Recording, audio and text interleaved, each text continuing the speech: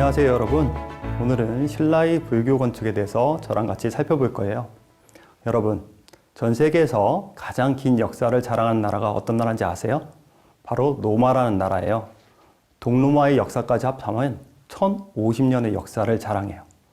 그 다음으로 오늘 강의 주제인 신라라는 나라예요. 신라라는 나라는 BC 57년 박혁거세가 건국을 해서 935년 경유왕 때 멸망을 해요. 1000년에서 8년이 빠지는 992년의 역사를 자랑해요. 신라에는 1000년 동안 많은 문화유산들을 저희에게 남겨줬어요. 그런데 여러분 생각해 보세요. 신라인이 남겨놓은 많은 문화유산 중에 불교, 사찰과 관련된 것들이 많이 남아있어요. 그만큼 신라의 긴 역사에서 사찰과 불교가 차지하는 비중이 컸다라는 의미겠죠. 신라의 불교는 528년 받아들여서 935년 신라가 멸망했기 때문에 약 400년 남짓 불교를 받아들이고 신봉하고 있습니다. 400년 남짓 동안 많은 신라인들은 사찰 건축을 남겼어요. 그 대표적인 사례가 화엄경이 유행했을 때는 화엄경과 관련한 화엄 10차례라는 사찰을 만들었고요. 그리고 또 통일기에는 밀교와 관련된 사천왕사와 원원사지 등을 만들기도 했어요. 뿐만 아니라 중국에서 구산선문이 중국에서 선문이 유행했을 때는 구산선문과 관련한 선문 사찰을 만들기도 했어요. 오늘 이 시간은 저와 함께 신라인들이 남겨놓은 이런 불교 건축에 대해서 같이 한번 살펴보도록 해요.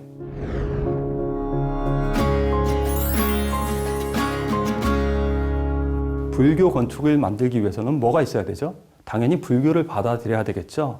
불교는 고구려, 백제, 신라 중에서 어떤 나라가 가장 먼저 받아들였을까요?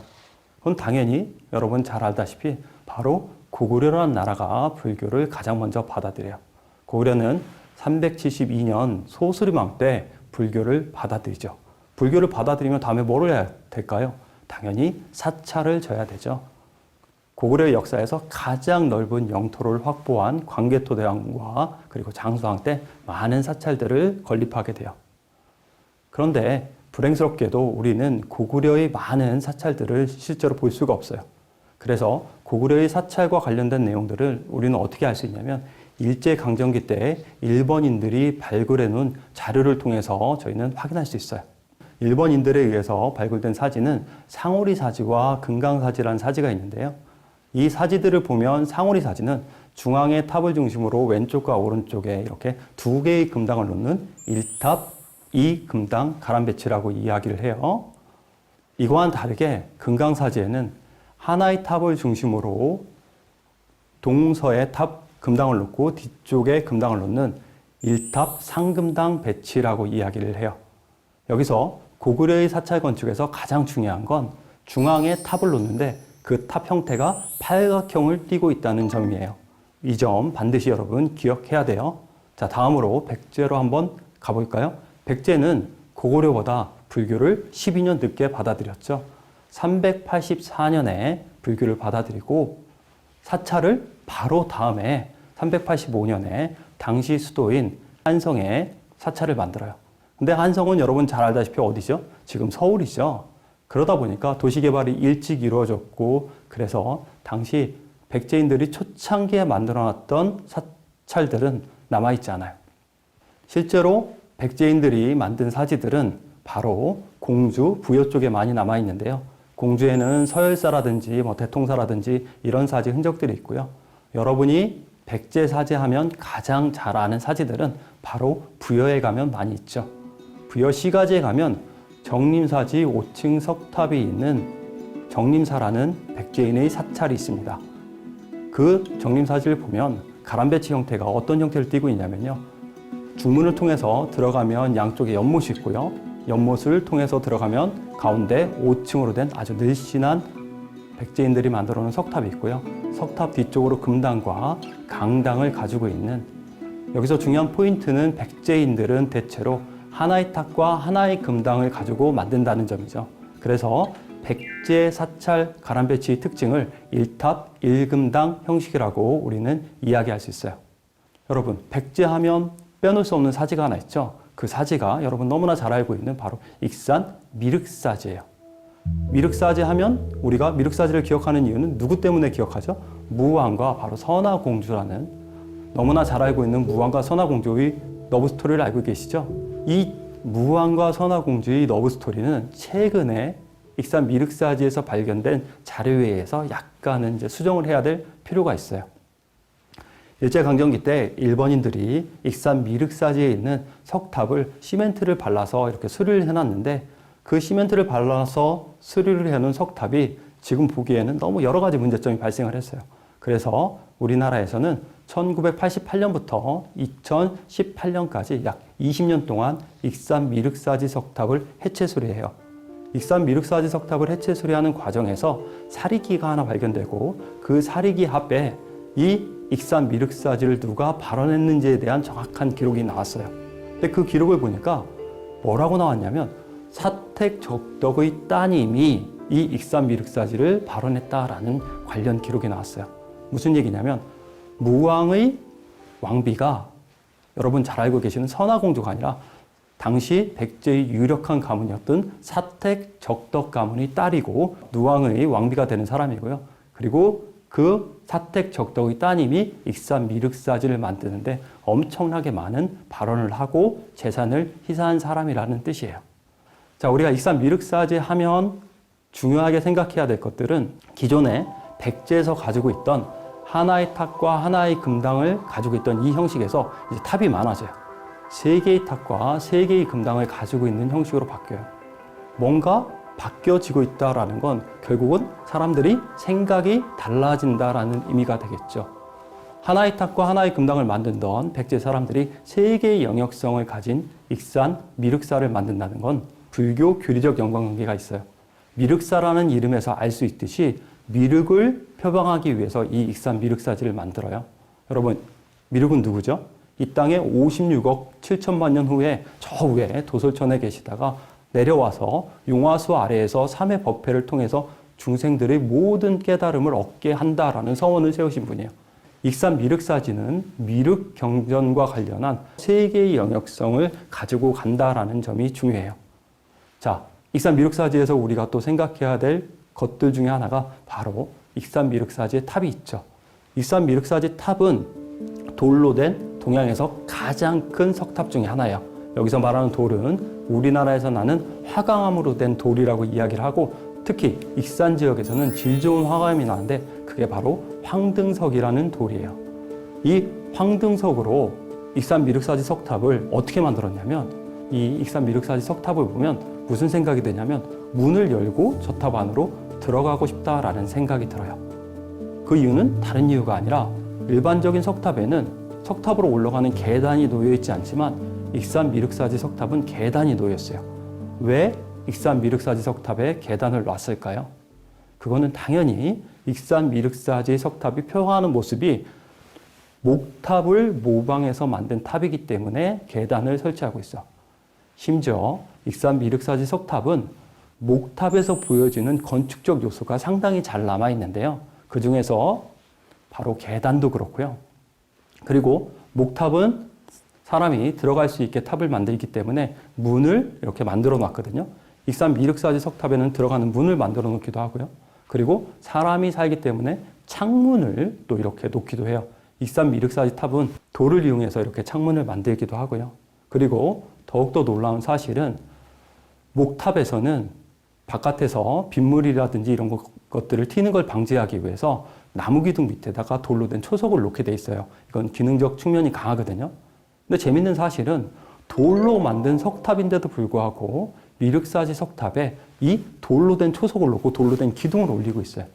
그러니까 어떻게 보면 정말로 최대한 목탑을 번안하려고 미륵사를 만든 백제 사람들은 정말로 노력을 많이 했다는 거예요. 재밌는 사실은 익산 미륵사지 석탑을 한번 만들어 보고 그 다음에 백제 사람은 다시는 익산 미륵사지 탑 같은 석탑을 만들지 않는다는 거예요. 큰 돌을 이용해서 이렇게 뭉텅거려서 만든 게 아니라 기둥 따로, 초석 따로 이렇게 많은 부재들을 통해서 만들어냈기 때문에 그만큼 만들기가 어려운 탑이었죠. 덕분에 아까 제가 말씀드린 대로 익산 미륵사지는 동양에서 가장 큰 화강암이란 돌로 만들어진 석탑이 됐어요. 고려 그리고 조선시대에도 익산 미륵사지보다 큰 석탑을 못 만들고 있으니까요.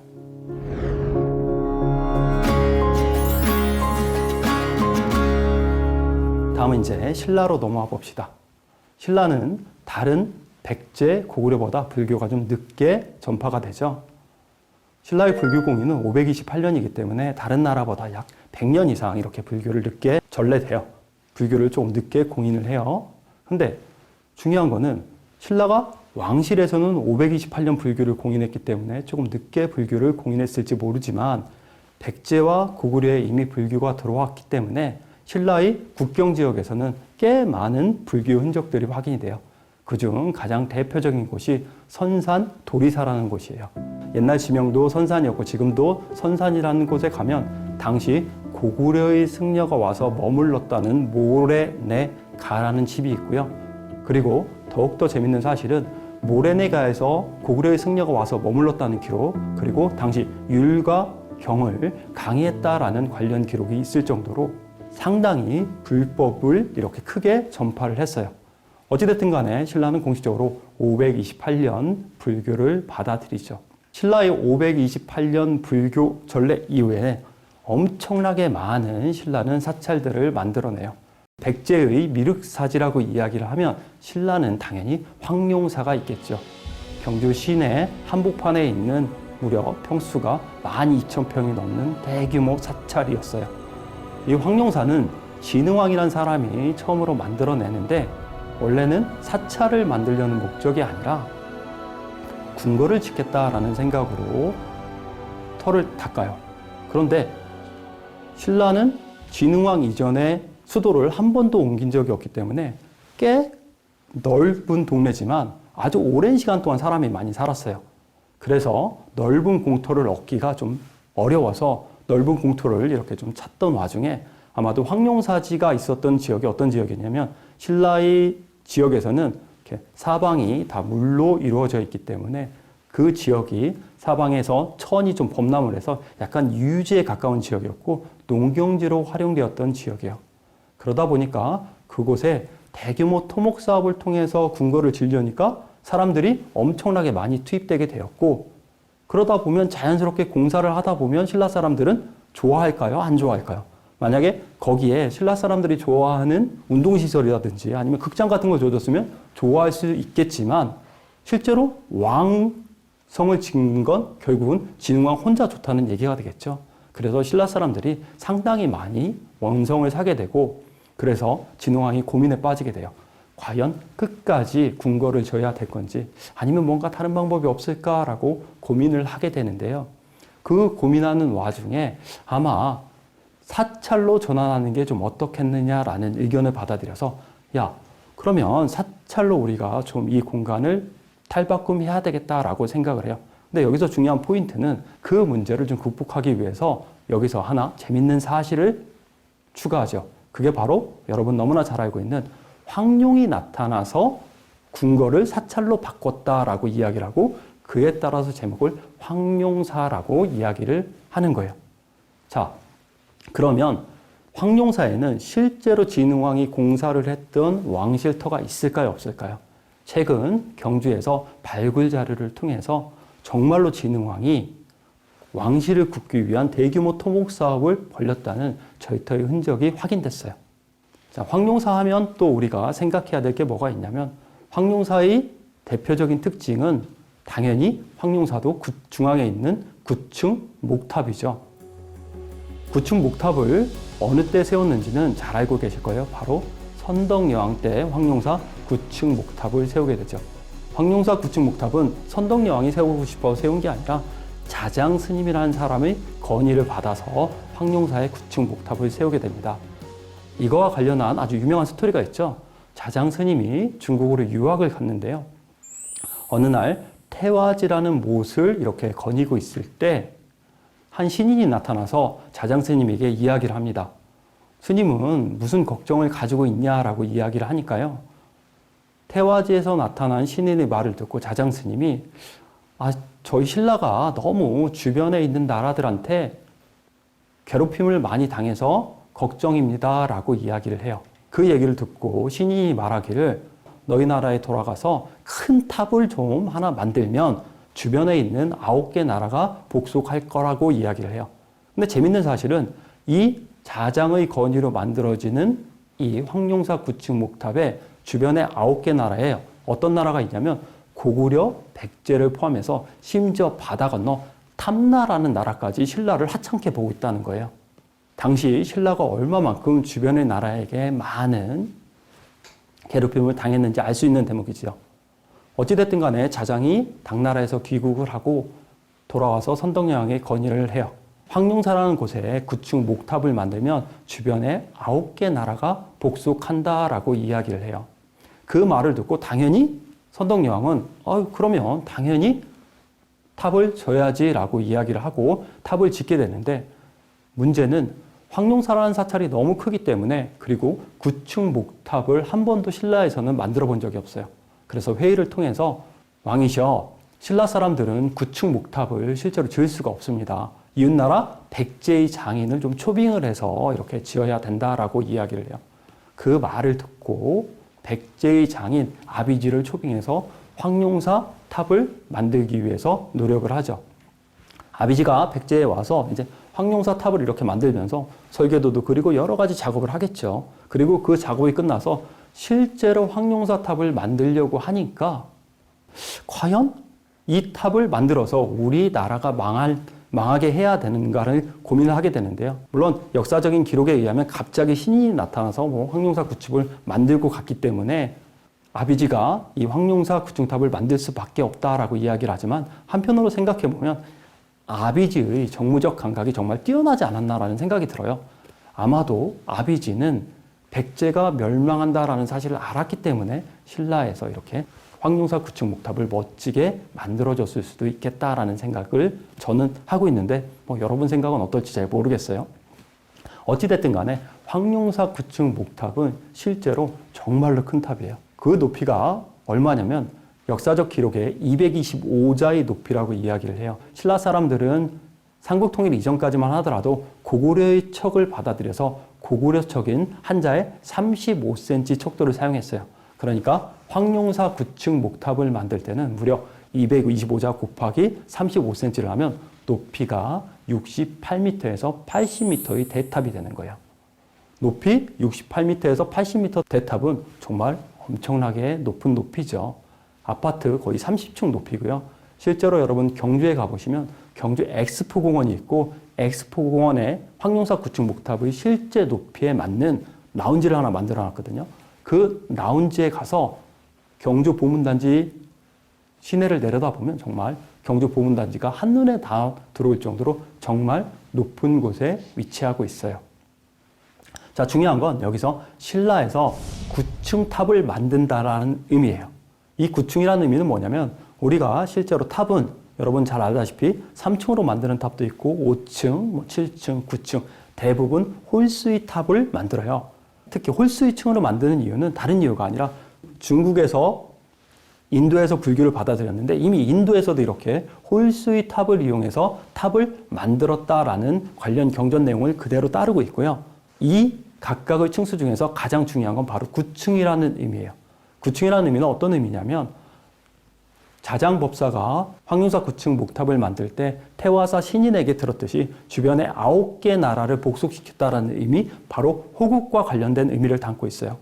이후에 이 황룡사 9층 탑 이후에 고려시대에도 9층으로 된 석탑을 하나 만들게 되는데요. 그 석탑이 바로 제천에 있는 사자 빈신사지 석탑이라고 이야기를 해요. 발음 잘 하셔야 돼요. 사자 빈신사지 석탑입니다. 그러니까 이 사자 빈신사지 석탑은 거란족이 침입했을 때 현종이 만드는데요. 9층 탑을 만들면서 현종도 마찬가지로 거란족을 물리치겠다는 호국적 의미를 담고 있어요. 그러니까 결과론적으로는 3층, 5층 여러 가지 탑의 층수가 있지만 이 9층이라는 탑의 층수의 의미는 호국, 주변의 나라를 강력하게 우리가 무찌르고 지킬 수 있다는 호국적 의미를 담고 있어요. 결과론적으로 황룡사의 9층 탑을 만들었다는 건 결국은 선덕여왕의 승부수고 그 승부수가 통해서 신라가 고구려, 백제를 병합해서 삼국 통일을 이룰 수 있었던 거예요.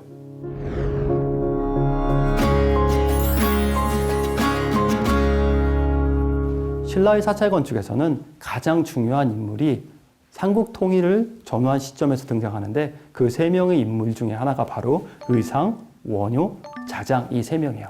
왜 이 세 명의 인물들이 신라 건축, 사찰 건축에서 가장 중요할까요? 바로 대한민국의 대부분의 사찰들을 바로 의상, 원효, 자장 스님이 만들었다라고 우리는 알고 있어요. 여러분 주변에 아주 가까운 사찰에 가보셔도 대부분 우리 사찰은 의상 스님이 만들었어요. 우리 사찰은 원효 스님이 만들었어요. 라고 이야기를 하죠.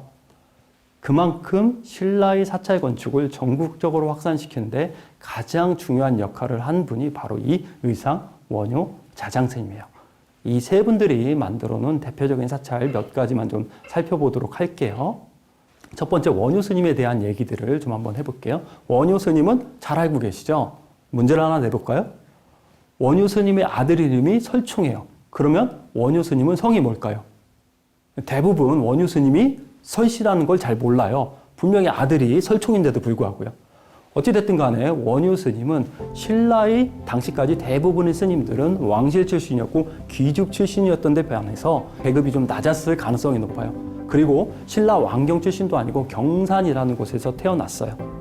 그러나 이 원효 스님은 정말로 우리나라 역사에 가장 많은 불교 경전을 남겼고 대승기신론이라든지 이런 경전들은 우리나라보다 중국에서부터 더 알아줄 정도로 어마어마하게 많은 경전을 남기신 대표적인 스님이죠. 원효 스님은 신라 불교 대중화에 공헌하신 분이고 그리고 황룡사 앞에 분황사라는 곳에서 활동을 하셨어요. 분황사는 또 하나 재밌는 탑이 하나 전해지는데 돌로 벽돌을 쌓듯이 만든 분황사 모전석탑이라는 탑이 전해져요. 이 탑 역시 9층 탑이에요. 선덕여왕은 황룡사에서도 9층 탑을 만들고 분황사에서도 9층 탑을 만들었어요. 그러니까 정말 선덕여왕은 삼국통일을 이루고 싶겠다라는 강한 꿈이 있었나 봐요. 원효 스님이 분황사에서 활동을 하고 그리고 전국에 도처에 다니면서 많은 사찰들을 만들고 있어서 그 사찰과 관련해서는 원효 스님의 업적이 상당히 중요하고요. 다음으로는 자장 스님입니다. 자장 스님은 아까 이야기한 대로 중국에서부터 우리나라에 들어올 때 부처님의 진신사리를 모시고 와요. 그리고 우리나라에 들어와서 세 군데의 부처님 진신사리를 보관하는데요. 그 중에 하나가 아까 말씀드린 황룡사 9층 목탑이고 또 하나가 우리 불보종찰로 알려진 양산 통도사예요. 그리고 하나가 바로 울산에 있는 태화사지 탑에 넣었다라는 관련 기록이 전해지고 있지만 현재 태화사지는 흔적이 남아있지 않아요. 그리고 황룡사 9층 목탑도 몽골한테 다 불타버렸기 때문에 실제로 자장 스님께서 남겨주신 유일한 사리는 양산 통도사에만 있어요. 자, 다음으로 의상 스님을 좀 살펴보도록 할게요. 의상은 원효 대사와 함께 중국 유학을 통해서 당시 큰 깨달음을 얻고 국내에 돌아온 스님이에요. 의상과 관련해서는 화엄학의 대가였고 그리고 의상 스님이 전국 도처에 만든 10개의 화엄 사찰을 우리는 화엄 10차리라고 이야기를 해요.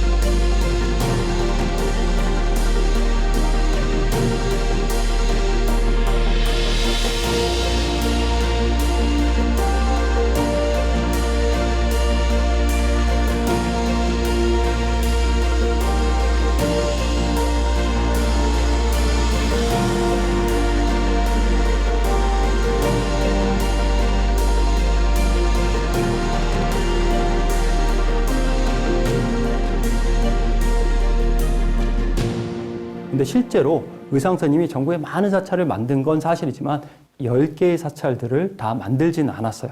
의상의 제자들이 만든 사찰까지 우리는 시간이 지났을 때 의상스님이 만들었다라고 이야기를 해요. 중요한 거는 의상스님이 화엄 10차를 만드는데 화엄 10차리 각각의 위치가 조금 특별해요. 대체로 신라에서는 가장 중요한 북방 요충지에 화엄 10차들을 배치를 하고 그곳의 민심을 다지기 위한 군사적 목적으로 이 화엄 십차를 적극적으로 이용해요. 그 중에서 가장 중요한 역할을 했던 것이 바로 화엄 사찰의 본산에 해당되는 부석사 태백산 일대에 당시 고구려와 상당히 국경지방에 있었기 때문에 많은 충돌이 있었는데 의상 스님이 부석사를 창건하면서 북쪽의 방어 벨트로 활용을 하게 돼요. 그래서 실제로는 화엄경과 관련해서 가장 중요한 사찰 10개를 화엄 10차리라고 이야기를 하지만 화엄 10차례는 반드시 어떤 의미가 담겨져 있느냐? 신라의 군사적 의미가 담겨져 있다라는 생각들을 좀 해보실 필요가 있고요. 그렇다면 과연 화엄 10차례 가람배치 형태들은 어땠을까요? 우리가 신라의 가람배치에 대해서 이야기할 때는 신라 왕경에서는 전형적인 가람배치가 만들어져요. 그러면 여기서 신라 왕경에 있는 전형적인 가람배치 한 두 곳만 좀 살펴보고 가도록 할게요. 자, 삼국통일을 기점으로 신라에서는 대부분 이렇게 평지가람의 사찰을 만들다가 구릉지에다 사찰을 처음으로 만들게 되는데 그 사찰이 사천왕사지라는 사찰이에요. 딱 사천왕 이렇게 이름을 들어보시면 아시겠지만 실제로 호국적인 사찰이고 이 사천왕사지에서 가장 중요한 건 중앙에 양쪽으로 쌍탑을 만든다는 거예요. 쌍탑의 종류가 뭐냐면 바로 나무로 만든 목탑이에요. 신라에서도 신라의 전형적인 가람배치 형태라고 이야기할 땐 우리는 뭐라고 이야기하냐면 하나의 금당에 탑을 2개 놓는다 해서 쌍탑 1금당식이라고 이야기를 해요.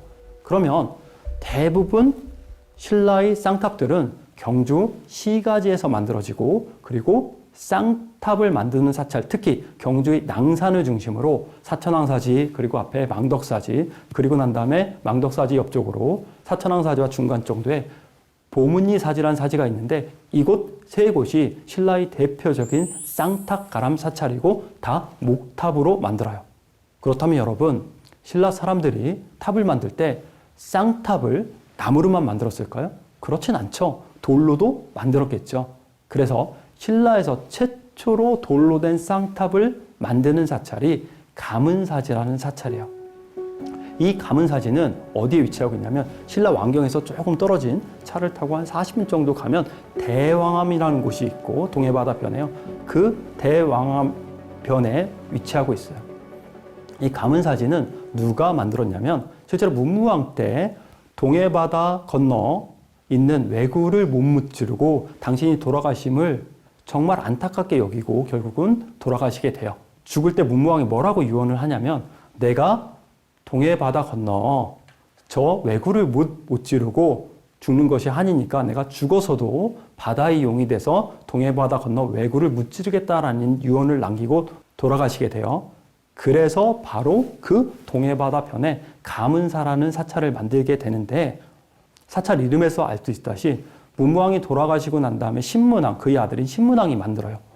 신문왕 입장에서는 가문사라는 사찰 이름을 만들어줄 수밖에 없죠. 왜냐하면 당신 아버지가 고구려와 백제를 다 정벌하고 삼국통일을 이루었기 때문에 얼마나 감사해요. 그러니까 그 감사의 의미를 담아서 가문사라는 사찰 이름을 남긴 거예요. 여기서 재밌는 사실은 가문사 앞에 쌍탑을 만드는데 신라에서 가장 큰 쌍탑이에요. 이 쌍탑을 몇 장의 돌을 이용해서 만드냐면 약 82장의 돌을 이용해서 쌍탑을 높이 13m의 탑을 만들어내요. 실제로 가문사지에 가보면 큰 탑 2개가 있고요. 그 탑 맨 꼭대기에 이렇게 뾰족한 철탑 같은 게 있거든요. 그 철탑의 높이가 무려 얼마냐면 3.9m예요. 제가 예전에 경주에서 여러 가지 활동을 하다 보니까 그 가문사지 탑 철탑 위에 올라갔던 적이 있거든요. 근데 그 철탑은 우리가 지금 밑에서 바라보면 되게 뾰족해 보이고 되게 불안해 보이지만 실제로 그 탑 위에 올라가서 그 가문사지 상륜부에 있는 찰주를 만져보면 정말로 편안하다는 느낌, 단단하다는 느낌이 들어요. 그만큼 크게 그리고 규모가 있게 만들었지만 가문사지 탑이 높기 때문에 상대적으로 좀 왜소해 보이는 것 뿐이에요. 가문사지를 만든 돌이 개수는 82장이라고 제가 말씀을 드렸어요. 신라는 시간이 지나면서 계속 탑을 만들어 가는데 석탑을 만드는 순서는 어떻게 가냐면 82장의 숫자가 점점 줄어서 어떤 때는 30장이 되고 어떤 때는 20장 초반까지 만들어 가요. 많은 부재를 이용해서 처음 만들었다라는 석탑의 기본적인 원리는 백제의 익산 미륵사지와 동일하고 신라 사람들도 신라 가문사지에서 많은 부재를 이용해서 석탑을 쌍탑으로 쫙 만들어 본 거예요. 그랬더니 생각보다 돈이 너무 많이 들고 너무 힘든 거예요. 그래서 더 이상 이렇게 가문사처럼 큰 쌍탑을 만들어내지 않고 점점 규모가 작은 쌍탑을 만들어내게 돼요. 자, 그래서 여기서 중요한 포인트는 뭐냐면 우리가 신라의 전형적인 가람배치라고 이야기할 때는 탑을 2개 놓고 하나의 금당을 놓는다라고 이야기를 했을 때 쌍탑 1금당 형식이라는 거예요. 고려와 백제와는 조금 다른 모습이죠. 자, 다시 의상의 화엄십찰로 한번 돌아가 보겠어요. 의상의 화엄십찰의 가람배치 형태에서 가장 큰 특징은 뭐냐면 이렇게 신라의 전형적인 쌍탑 가람의 형식이 깨지고 사찰들이 대부분 다 아까 말씀드린 대로 산에 위치하고 있기 때문에 사찰의 전형적인 모습이 깨져요. 심지어 부속사에 가보면 여러분 부속사 무량수전 앞에 가서 서보면 탑이 있던가요? 탑이 없어요. 그만큼 전형적인 형식들이 깨지고 그리고 뭔가 중문, 금당, 탑으로 가는 이런 가람배치 체계보다는 불교 경전과 관련해서 많은 사람들을 수용할 수 있는 공간들을 확보하기 위해 노력해요. 그래서 부석사에 있는 무량수전도 정말 규모가 큰 건물이고 또 범어사에 있는 미륵전이라는 건물을 당시 의상스님이 만들었다라고 이야기를 하는데 범어사의 역사적인 기록에 보면 미륵전도 9층 이상의 대형 건물이었다라고 이야기를 해요. 뿐만 아니라 화엄사에 가도 정말로 화엄사의 큰 건물들이 많이 있죠. 그러면 어떤 사람은 저한테 이렇게 이야기를 할 거예요. 아니 화엄사에 가면 선생님 탑 많은데요. 그 탑 왜? 그거는 의상스님 때 만든 거 아니에요? 라고 이야기를 할 수 있어요. 정답은 정확하게 의상스님이 화엄십찰을 만들었을 때의 탑이 아니에요. 시기가 조금 지난 다음에 만든 탑이에요. 그러니까 결국은 무슨 얘기냐면 화엄십찰을 만듦으로써 신라의 전형적인 가람배치 형태가 깨지고 평지에서 만들던 가람배치가 산으로 가면서 대규모 한 3단에서 4단 정도의 축단을 만들기 시작하고 그리고 남북축을 중심으로 하는 전형적인 신라의 가람배치 형태가 깨져버려요. 동서축이 필요할 때는 동서축으로 가고 남북축을 또 유지할 때는 이렇게 자연스러운 가람배치 형태가 만들어지고 그리고 의상, 원효, 자장 이 세 스님에 의해서 전국적으로 신라의 사찰들이 확산이 돼요. 그 덕분에 우리가 알고 있는 대부분의 사찰은 누가 만들었다라고 이야기를 하냐면 원효, 의상, 자장 스님이 만들었다라고 우리가 알고 있는 거예요. 어찌됐든 간에 신라 불교 대중화에 노력했던 세 분은 의상, 원효, 자장 스님이라는 게 중요해요. 자, 그러면 마지막으로 신라 불교 건축에서 다시 부흥기를 맞는 구산 선문의 건축에 대해서 좀 살펴보도록 할게요.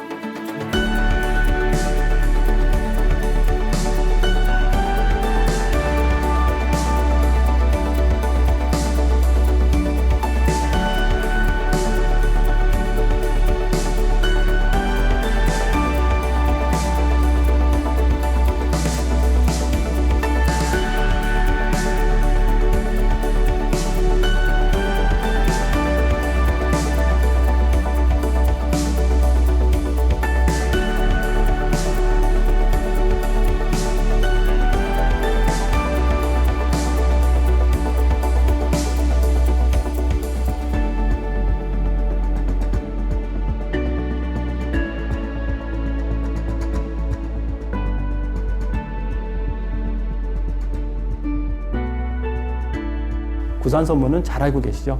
중국에 선이라는 종교가 유행을 하고 그 종교를 통해서 우리나라의 많은 유학생들이 중국에 갔다가 다시 돌아오게 되죠. 우리가 앞쪽에서 이야기했던 화엄십찰을 통해서 신라의 전형적인 가람배치 형태가 좀 깨지고 전국적으로 확산된다라는 이야기를 했는데요. 화엄십찰 이후에 나온 구산선문에서 다시 전형적인 신라의 쌍탑 가람배치가 등장한다는 거예요. 왜 신라의 구산선문에서 다시 쌍탑 가람배치를 부활시켰는지는 정확하게 알 수 없지만 신라가 점점 후반으로 가면서 점점 기운을 잃고 있는 신라를 조금 더 당시 통일신라 시대 때 쌍탑가람을 만들 때가 신라가 가장 전성기 시대였거든요. 그러니까 좀 돌이켜보려는 생각을 어느 정도 하면서 쌍탑가람을 좀 만들었을 수도 있겠다라는 생각이 들기도 해요. 어찌됐든 간에 우리가 실상사에 가보면 실상사를 딱 들어가 보면 쌍탑이 있고요. 쌍탑 중간에 석등을 가지고 있습니다. 석등 뒤쪽에 당시 사용했던 거대한 금당지가 있는데 금당지가 무려 몇 평이냐면 80평이 넘는 규모예요. 그러니까 엄청나게 큰 금당을 만들어 놓고 그 앞쪽에 전형적인 신라의 쌍탑가람을 배치하고 있고 그리고 난 다음에 중앙에 석등을 놓은 거죠. 여기서 중요한 거는 실상사에 있는 석등이 상당히 중요한 석등이에요. 왜냐하면 여러분들 각 사찰에 가보시면 뭐 석등을 많이 보셨겠지만 그 석등 중에서 계단을 가지고 있는 전국의 유일무이한 석등이 바로 실상사 석등이에요.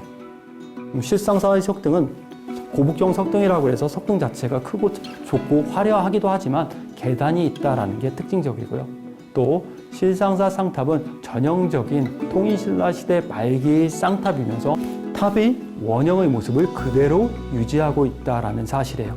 그래서 나중에 우리가 경주에 있는 석가탑의 상륜보에 좀 문제가 생겨서 보수하게 되는데 그 석가탑을 실상사에 있는 쌍탑의 상륜보를 보고 조금 이렇게 모방을 하게 되는 결정적인 계기가 되기도 해요. 우리가 실상사에서 또 하나 빼놓을 수 없는 게 바로 실상사에 있는 철불이에요. 철불. 철불은 실제로 어떤 재료냐면 여러분 잘 아시다시피 철이 단단하기 때문에 쉽게 불상을 만들기가 어려워요. 철은 잘 깨지는 성질을 가지고 있지 잘 늘어나는 성질이 아니에요. 그래서 대부분 신라에서 불상을 만들 때는 합금을 이용해서 청동이라든지 이런 재질로 만들어요. 근데 9세기 선문의 개창과 함께 철로 된 부처님을 만들게 돼요. 근데 그 철불이 대부분 어떤 손 모양을 하고 있냐면 비로자나불이 손 모양을 하고 있어요. 비로자나불은 화엄경의 주주이고 선문과 비로자나불의 관계는 아주 밀접한 관계가 있어요. 어찌됐든 간에 이제 구산선문을 최초로 개창한 실상사는 쌍탑을 가지고 간다는 거, 그리고 중앙에 석등, 그리고 뒤쪽으로 아주 큰 금당을 가지고 간다라는 이 내용이 중요하고요. 여기서 중요한 포인트 하나는 선문을 개창한 해철 스님부터 시작해서 여러 선사들의 영역을 별도로 만든다는 거죠. 이거는 정말 파격적인 거예요. 왜냐하면 신라 사찰에서는 가장 중요한 건 이전까지만 하더라도 부처님의 영역이 가장 중요했거든요. 그런데 본격적으로 선문이 들어오면서 선문을 받아들였던 초조들이 중요해지고 그 초조들을 위한 공간을 별도로 사찰에 만든다라고 이야기를 해요. 그리고 그 최초의 사례가 바로 실상사에서 이루어지고요. 자, 다음 선문은 바로 가지산 보림사예요. 보림사도 두 번째로 만들어진 선문이고 채징이라는 스님이 개척을 한 사찰이죠. 중국에도 보림사가 있고 그리고 인도에도 가지산 보림사가 있어요. 그래서 가지산 보림사를 이야기할 때는 우리가 3대 보림사 중에 하나라고 이야기를 해요. 보림사를 들어가 보면 일주문이 있고 일주문을 통해서 넘어가면 천왕문이 있어요. 그 천왕문에는 우리나라에서 가장 오래된 사천왕상이 봉안되어 있고 기본적인 가람 배치 형태는 우리가 실상사에서 봤던 형태와 똑같습니다. 쌍탑이 있고요. 쌍탑을 중심으로 중앙에 석등을 놓고 그리고 석등 뒤에 비로자나불을 놓고 있어요. 그런데 실상사에서는 실제로 비로자나불이 어떤 손 모양을 했는지 정확하게 알 수가 없어요. 왜냐하면 실상사에 있는 비로자나불 철불은 손이 이렇게 손상이 돼서 그 손 모양을 정확하게 알 수 없지만 보림사에 있는 철불 비로자나불은 정확하게 수인을 이렇게 직원일을 하고 있어서 비로자나불이라는 사실을 우리는 명확하게 알 수 있어요. 비로자나불은 실제로 신라에서는 가장 중요한 부처님 중에 한 분이었고 화엄경의 교주라는 사실은 잘 알고 있죠. 이 보림사 역시 마찬가지로 각각 보림사 별도의 영역을 쌍탑을 놓고 별도의 영역을 두고 넓은 공간에 그리고 지금 그 쌍탑에서 앞쪽을 보면 2층으로 된 큰 건물이 있는데 이 건물도 마찬가지로 당시 신라 시대 때 만들어졌을 건물일 가능성이 커요. 신라 사람들은 불교를 400년밖에 믿지 않았지만 각각의 시대에 따라서 화엄이 유행했을 때는 화엄경과 관련된 사찰을 만들고 선문이 유행했을 때는 선문과 관련된 각각의 사찰을 만들어내고 또 건축으로 어떻게 표현해야 될까 하는 많은 고민들을 했을 거예요. 이처럼 신라인들은 정말로 유연한 사고방식을 가졌고 그리고 어떠한 나라보다 열렬하게 불교를 믿고 칭송했기 때문에 이런 유연한 변화가 가능했던 거라고 저는 생각합니다. 우리 불교 건축의 역사에서 가장 중요한 신라 건축에 대해서 오늘 다뤄봤는데요. 이상으로 강의를 마치도록 할게요. 감사합니다.